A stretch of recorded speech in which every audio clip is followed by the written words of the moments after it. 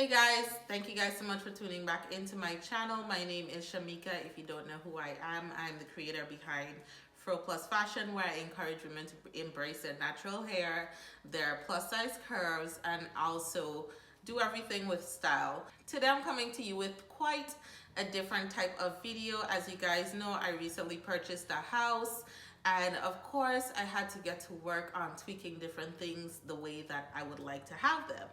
So one of my first home decor projects that I'm bringing to you is a transformation of our fireplace. One of the first things that we did when we moved into the house, or before we even started moving things into it, because there were like 2 to 3 weeks in between where we transitioned from our apartment into this space, the first thing that we did is paint the majority of the house white. Before, it was like this really dark, muddy, beige, borderline green color, and I was just not vibing with it. Also, this house, the living room space, does not get a ton of natural light, so we really wanted to paint it white to bring more light into the space and to just, you know, make it a bit more lively.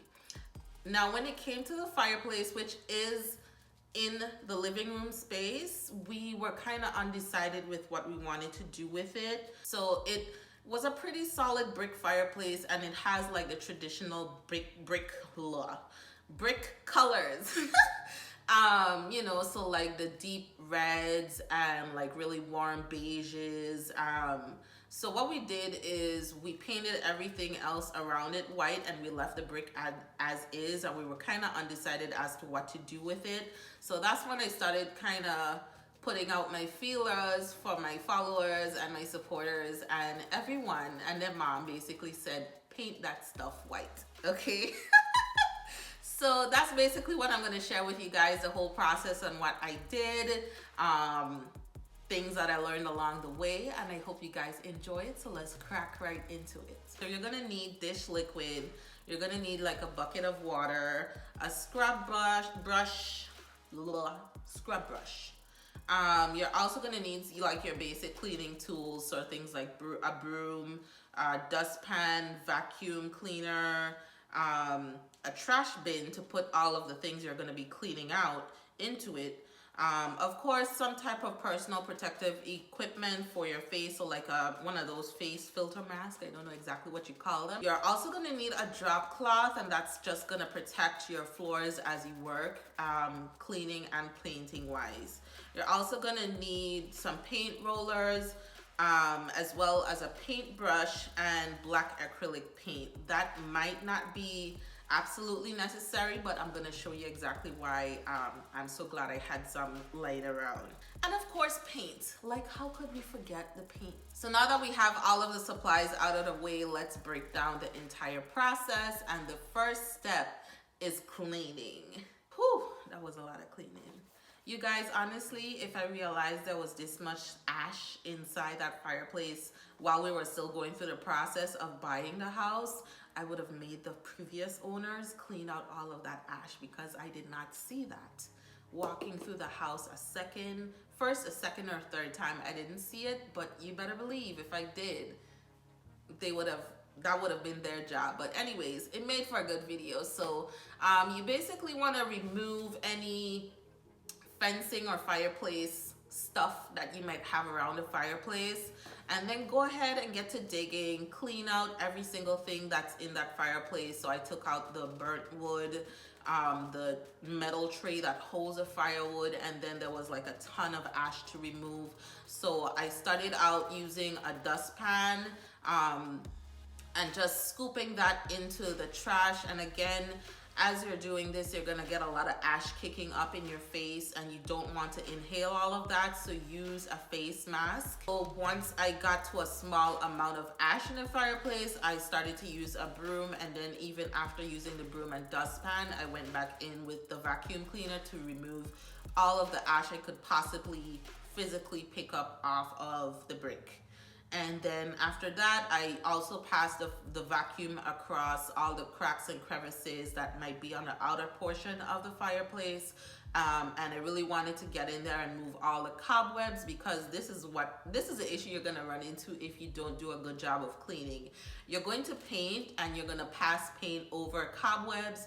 You're gonna put paint over dirt. And at some point, those things are gonna start to lift off of the wall. And when you pull them off, the paint is gonna come off with it. So you're gonna have to kind of do the job over again by touching up here and there as stuff progressively peels off of the wall. So that's why it's very important to do a thorough job of cleaning before you start painting. Even after I got all the ash that I could possibly get off of the walls, what I did next is I scrubbed the walls with diluted dish liquid, soap, and water. I improvised. I didn't have like a full-on hand scrub, so what I used is a tire brush that I had laying around, and I just went to town, dipped the brush in the diluted soap water, and scrubbed every single surface that I could.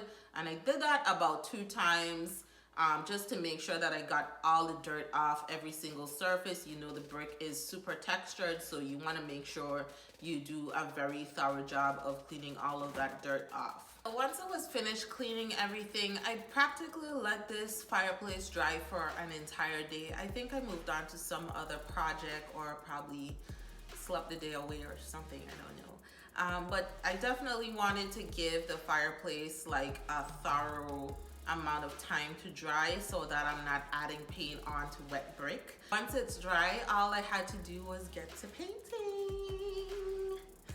Let's talk paint. The paint color that I use is the same color that I use throughout the entire house, and that is the color Bakery Box from Behr. It is just the whitest of whites, and also the most neutral. We really wanted a white that was not warm or leaning on the side of being gray or even bluish. We just really wanted a neutral white in this space. So for the fireplace, I used the matte version of the color, and it's the interior / exterior version of the paint. Then once I finished coating all of the general surface of the fireplace, I went back in with a hand brush, so like a regular paintbrush, and got into the corners, being very careful not to get any of the paint on the black portion of the inner part of the fireplace.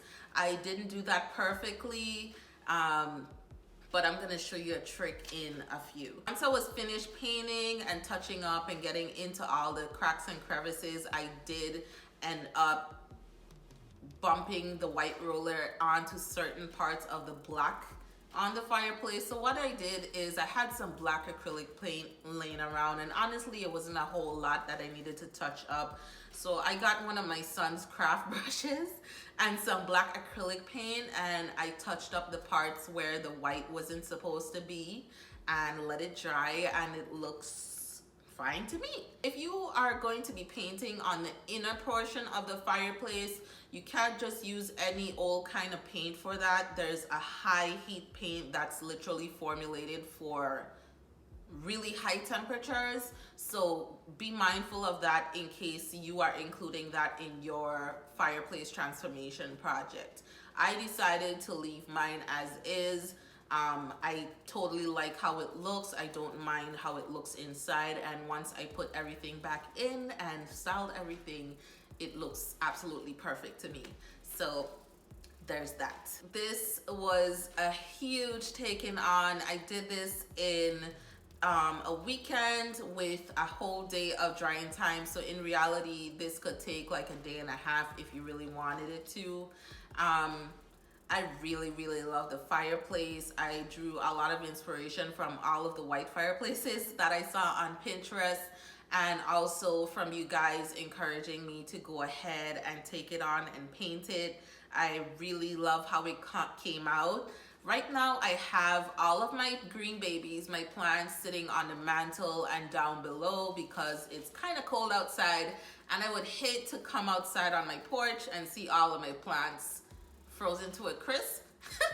So they are inside for now, and I think they look really, really nice on the fireplace. With that being said, if you found this video helpful, give me a huge thumbs up. If you have any questions about anything that I talked about that I may have missed, let me know in the comments below what your questions are, and I'll be more than happy to help you out with that. If you've enjoyed this video and you want to see more like it, or maybe even more fashion, natural hair, whatever it is, just let me know in the comments below. But if you want to see more content like this, I would love for you to subscribe and also hit that little bell right next to the subscribe button, so the next time I upload a video, you will be one of the first to know. So I hope you guys love this video. Thank you guys so much for watching, and I'll see you in the next one. Bye.